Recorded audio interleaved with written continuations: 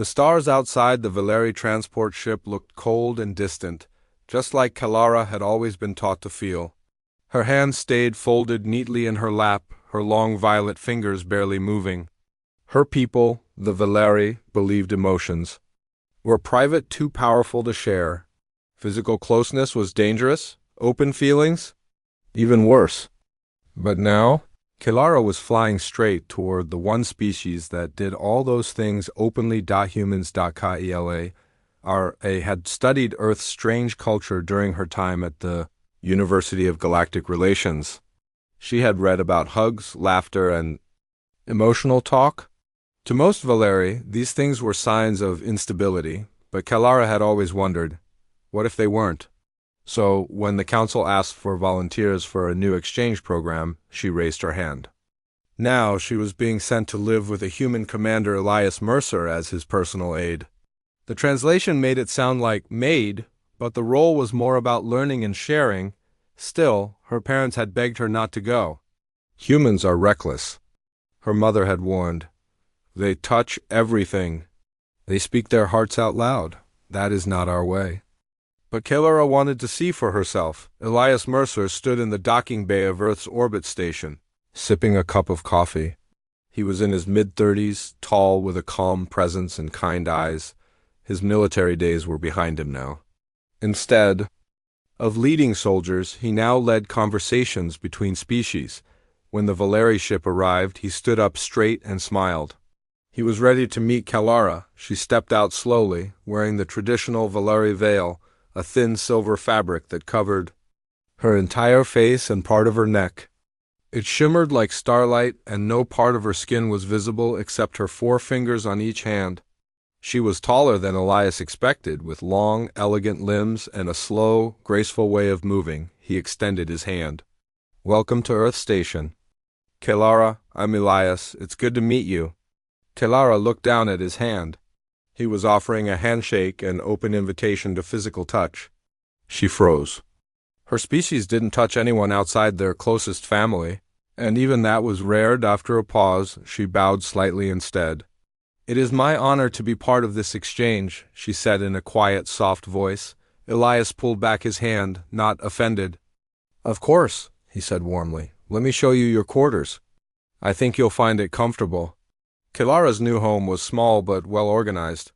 A personal sleeping pod, a sitting area, soft lighting, and even a shelf filled with Earth books. There was a couch with cushions, a kitchen unit, and a plant near the window.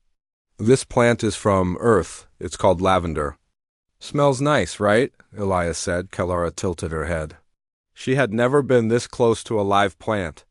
Her people lived mostly underground, where light was controlled and air filtered.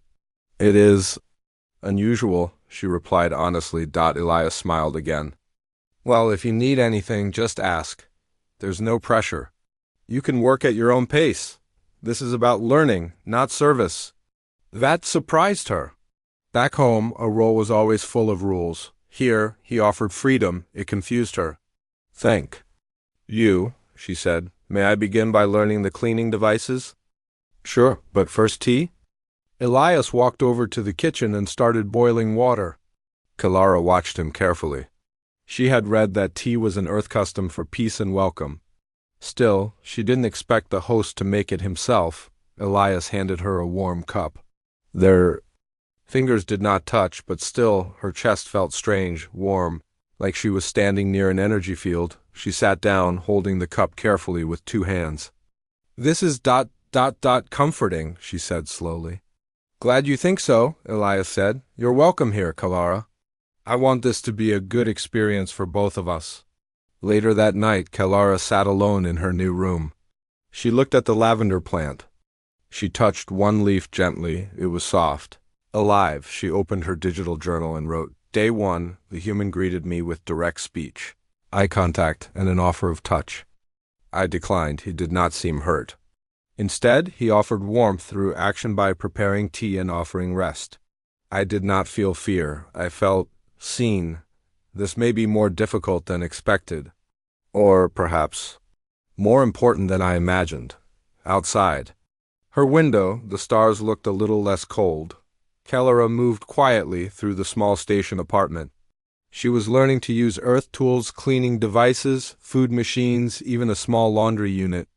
Everything was smooth, simple, and strangely friendly. Elias Mercer, her human host, never raised his voice or gave strict orders.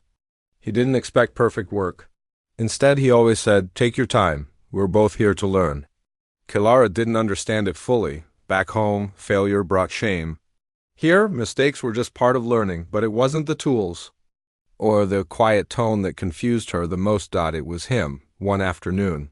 Kellara was dusting the top of the bookcase when Elias walked in holding something in his hand. "Hey, Kellara," he said with a grin. "I thought you might like this. It's an earth snack. Sweet, not too strong." He held out a small package. She hesitated. Taking gifts was not common in Valeri society. It made emotional bonds stronger, and those bonds were feared, but she took the package slowly. "Thank you," she said, eyes hidden behind her shimmering veil. "Don't worry, no pressure to eat it now." He smiled again, then added, "Also, I got a new movie if you're up for watching one later. It's a peaceful one about friendship across species." "A fictional story?" she asked. "Yes, but sometimes fiction teaches us real things," Kellara nodded. "I will consider it." That evening, the lights were dimmed, and the screen glowed softly. Kellara sat on the far end of the couch, stiff and careful, while Elias sat on the other side. Completely relaxed. The movie began. It showed a human child and a large alien beast forming a silent friendship. They shared food. They protected each other. They learned trust, not with words but with small actions. At one point in the film, the child touched the alien's fur. It didn't flinch. In fact, it leaned into the touch. Kelara's hands gripped the edge of the couch. She had never touched another living being willingly, not since she was a child. Valeri children were allowed small moments of closeness before they were taught to guard their energy, their feelings, their space. "Are you okay?" Elias asked, noticing her hands tighten. "Yes," she lied quickly, just watching closely. He nodded. "This movie always makes me think how hard it is to reach someone who fears being close, but how worth it is when it finally happens." Kellara said nothing, but the words settled deep in her mind. Later that night, Elias fell asleep on the couch. The movie had ended, and the screen had gone dark. His head rested against the cushion, arms crossed gently. He looked peaceful. Human sleep was deeper and louder than Valeri rest. With soft breathing and relaxed muscles, Kellara stood silently nearby, unsure what to do. She could just go to her room. She had no duty to stay, but something kept her still. Then, without planning, she picked up the soft blanket from the chair and walked toward him. She reached out and placed the blanket over Elias's chest slowly. Carefully, as if touching a wild animal, her hand trembled. She stepped back, breathing quietly. What had she just done? In her room, Kellara opened her journal again. Day 12. I touched a sleeping human, not directly, but through a blanket. It was safe. It was not wrong. It was kindness. But more than that, I think it was trust. My hand did not burn. My mind did not panic. I only felt calm. Is this what they feel all the time? Do humans live in this open way every day? How do they survive it? She looked at her hand for a long time. She didn't understand what was happening to her. But she wanted to. The next morning, Elias stretched and rubbed his eyes. Did I fall asleep on the couch again? He laughed. You did, Kellara said. I covered you with a blanket. Elias raised an eyebrow. Really? Thanks. That was thoughtful of you. She turned away, feeling warmth in her chest again. You're changing, Elias said gently. Kellara paused. Changing? Yeah, he said. When we first met, you couldn't even stand close. Now you're making tea, watching movies, and caring.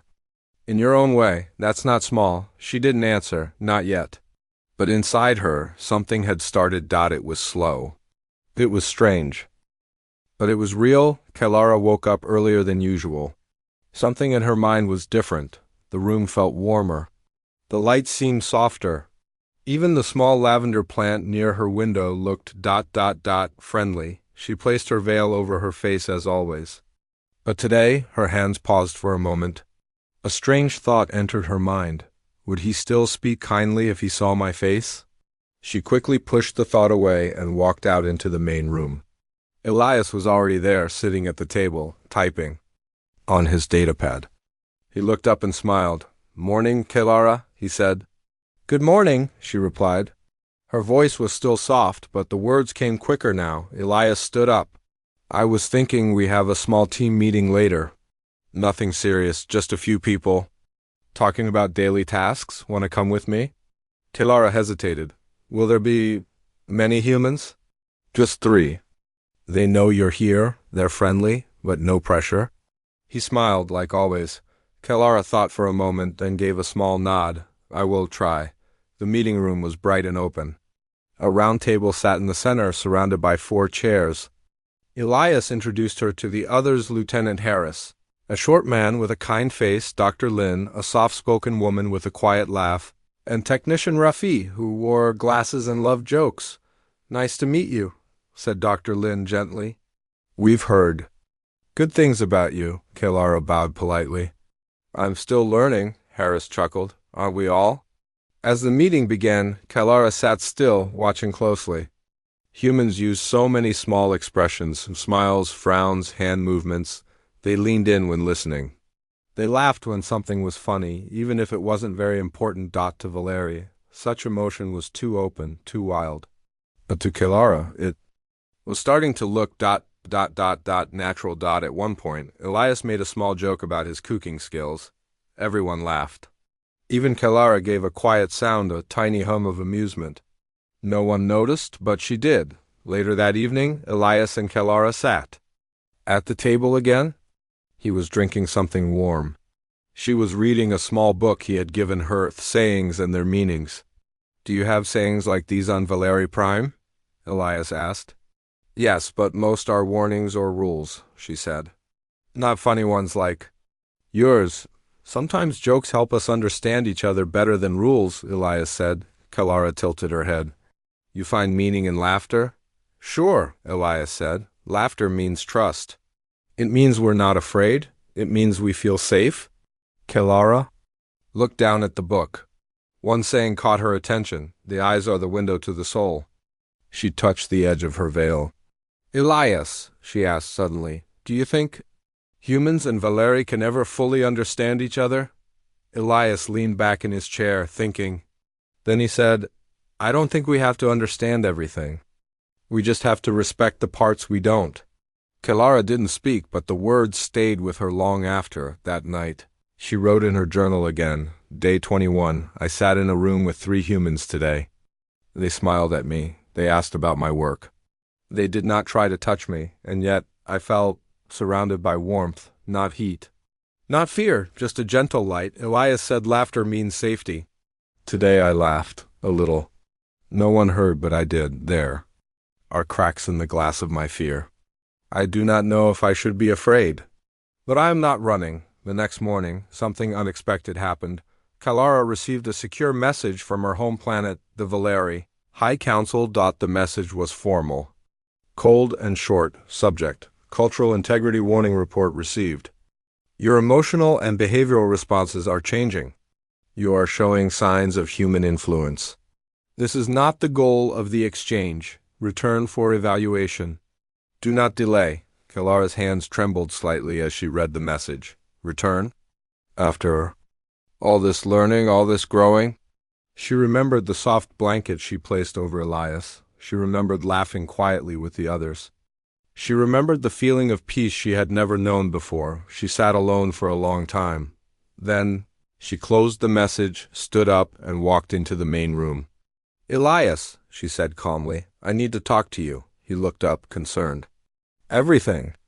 "Okay, I received a message. My people want me to return? They believe I am ... changing too much."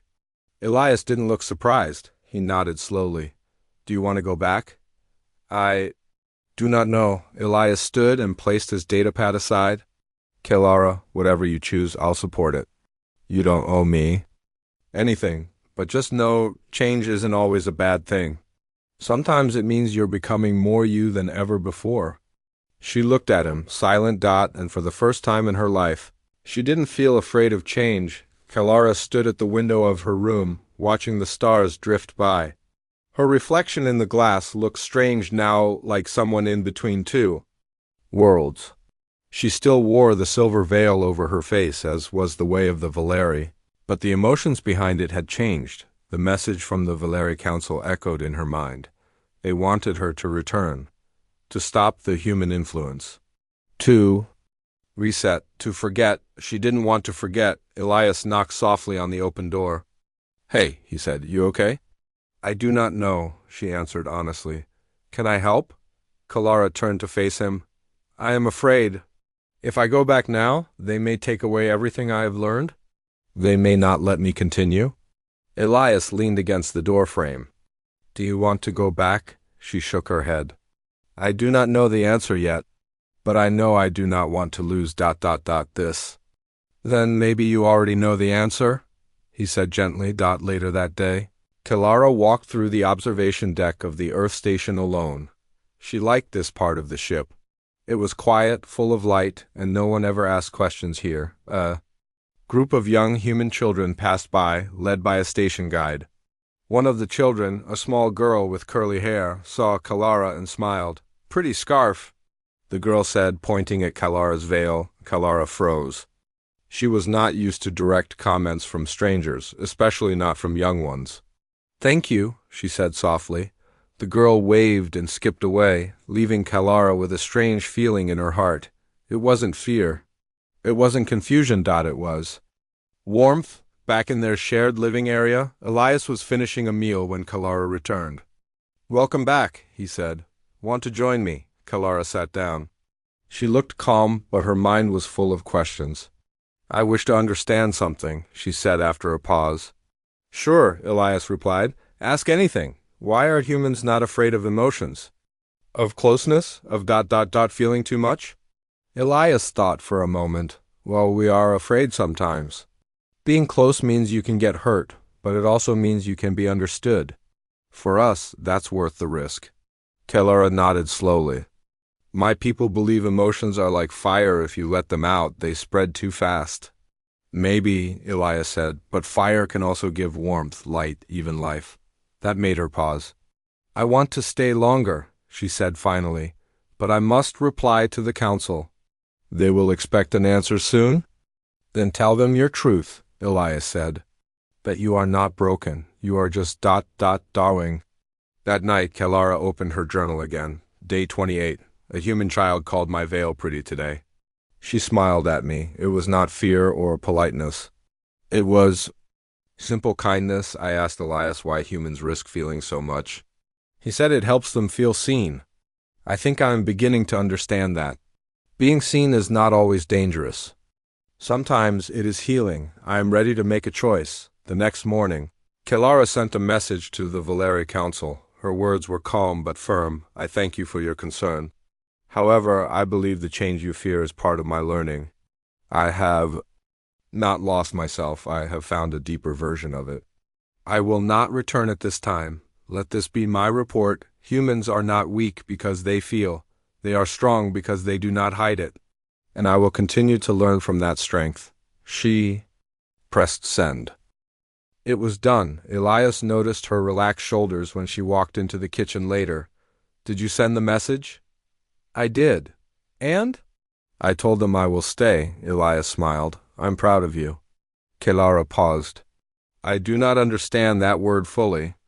"Proud. It means I respect your choice. I think it's brave. And I believe you're doing something important." Kalara nodded, slowly. "I think I feel proud too." That evening she stood once more in front of the window. This time she lifted her hands to her veil. Slowly, carefully she unwrapped it. Her face, usually hidden, was now open to the quiet room. Her skin was smooth and violet, with glowing markings under her eyes.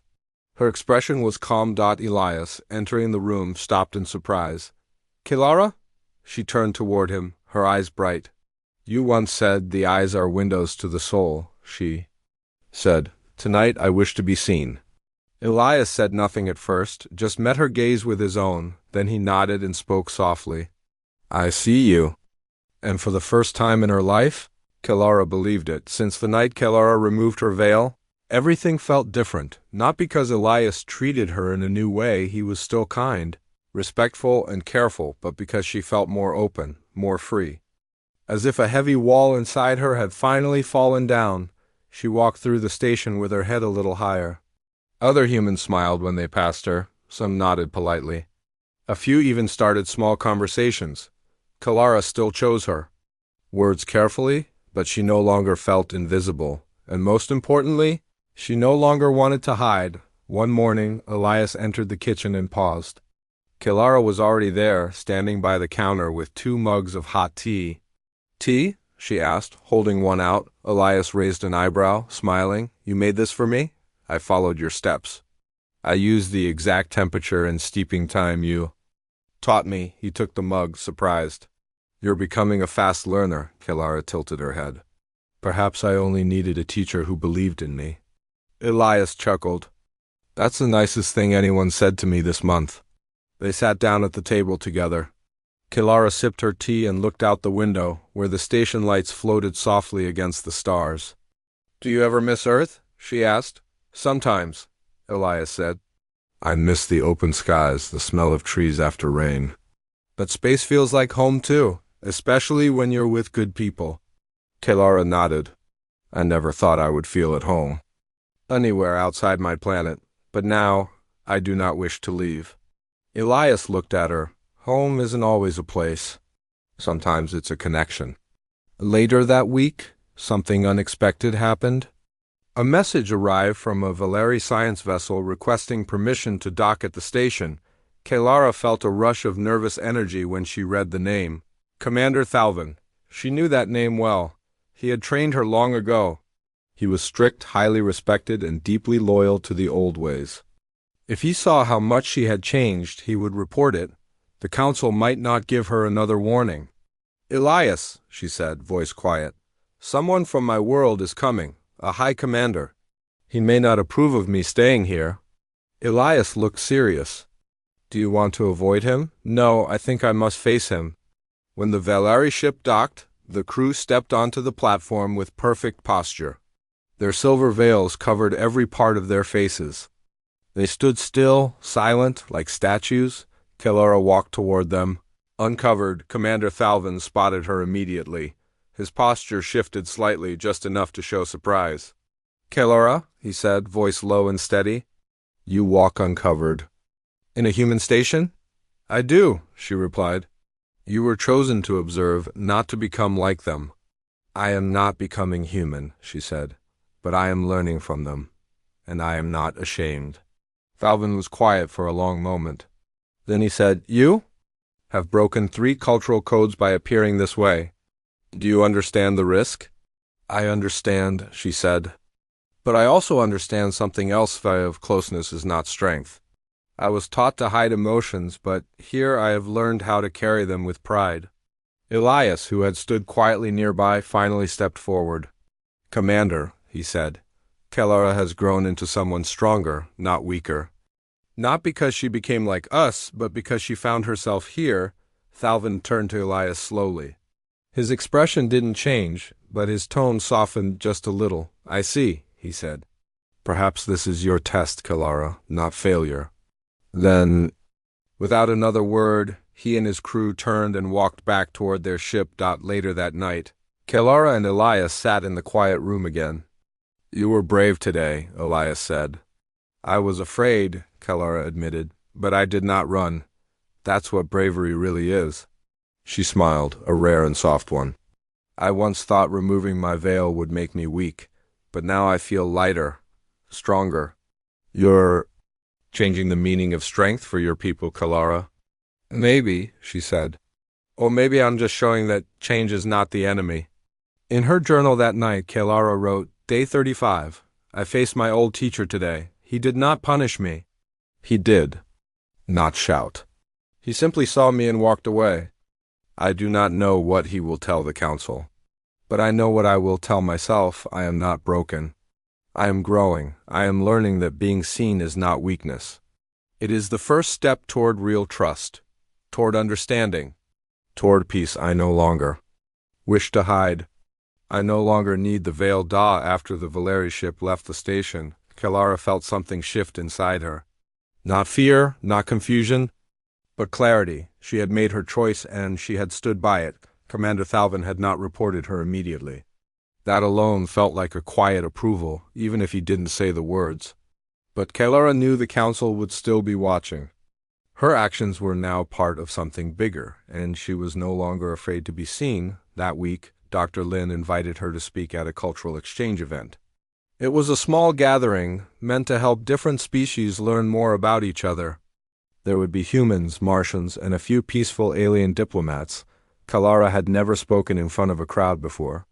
Her hands trembled slightly when she accepted the invitation. Elias noticed her worry. "You don't have to be perfect," he said. "Just be real," Kalara nodded. "Real is still new for me." He smiled. "That's why it matters." The event took place. In the station's open hall, soft lights floated across the ceiling, and the room was full of quiet voices. A small stage stood in the center. With chairs arranged in a wide circle, Kalara stood backstage, holding a small paper with her notes. Her fingers tightened around it, but her heart stayed calm. She could feel the fear, but it no longer controlled her. When her name was called, she walked slowly to the center stage. There were about 30 people, humans, aliens, even 2 Valeri scientists from another team. All eyes were on her. She took a deep breath and began. "My name is Kalara. I am Valeri. My people are known for silence, order, and logic. We were taught that emotions are dangerous, that closeness is weakness." She paused, scanning the room. No one looked bored. No one looked angry. They were listening. "I arrived on this station expecting to observe humans. I thought I would remain distant, hidden, safe behind a veil." Her fingers touched the edge of her robe, now free of any veil. But something happened. "I did not just observe humans, I learned from them." A murmur moved through the room, quiet but interested. "I learned that kindness can be soft and strong. That trust is not given quickly, but it can grow. That emotions, when shared with care, are not weakness, they are strength." She looked directly at a group of human officers. Humans laugh, cry, comfort, and connect. Not because they are simple, but because they are brave? Her voice grew steadier now. "I used to think safety meant silence. Now I understand it means being known, being seen, and still being accepted." She gave a small, honest smile. "I am still learning. I still carry some of my people's fears, but I am no longer afraid to face them. Because here, on this station, I have found something new." She placed a hand on her chest, just above her glowing markings. "I have found my voice." When she finished, the room was silent for a moment. Then slowly the audience began to clap. Not too loud, not too fast, just warm, gentle applause that reached all corners of the room. Kalara bowed slightly and stepped down. Elias met her at the side with a proud smile. "You did great." She exhaled. "I was so nervous." "You didn't show it," he said. "You looked like someone who believed every word they said." "I did," Kalara replied. That night, her journal entry was longer than usual. Day 40. "I spoke in front of many people today. I shared what I once feared to feel. I told them the truth. I told them about change, about trust, and about what I've learned. No one laughed. No one turned away. They listened. Maybe this is what strength feels like. Not control, but connection. I am Valeri. I am learning from humans. And I am proud." The next morning, Kalara received a surprising message. It was from a young Valeri on another station, one she had never met. "I saw your speech. I have felt the same questions. I am not as brave yet, but your words helped." "Thank you." Kalara stared at the message for a long time. Her hand hovered over the reply button. Then with a quiet smile, she began to type. "You are already brave. Asking questions is the first step." Elias found her by the window that evening. "Still writing?" he asked. "I received a message," she said. "Another Valeri who heard my words. I feel like I once did." Elias nodded. "Looks like you're not just learning now, you're teaching too." Kalara turned to him. "I never thought I could help someone else understand their feelings." I was afraid to even understand my own. That's what makes your voice powerful, Elias said. It's honest. She paused for a moment. There was a time I thought humans were dangerous, but now I think closeness is not something to fear. It's something to build. Like trust, Elias added, like friendship. Kilara said softly. Kilara sat on the observation deck, watching Earth turn slowly beneath the stars. The planet's blue surface glowed with life, clouds drifting like dreams. It was beautiful. And more than that, it felt familiar now, not because she was human, but because this world, this station, had given her something she never knew she needed, a place to be understood. Elias walked in quietly, carrying 2 steaming mugs.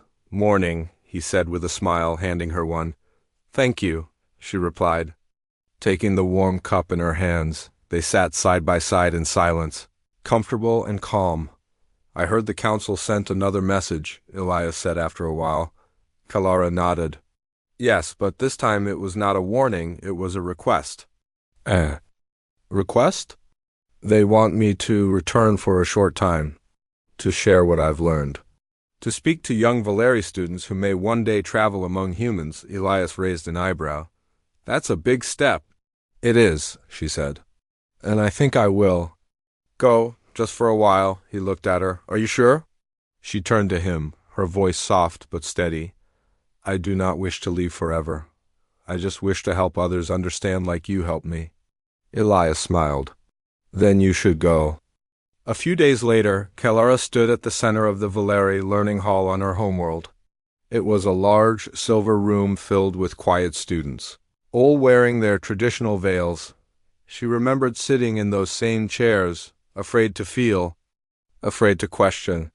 And now, she was the one standing in front, without a veil, without fear. She spoke about the humans, about their warmth, their honesty, and their courage to care.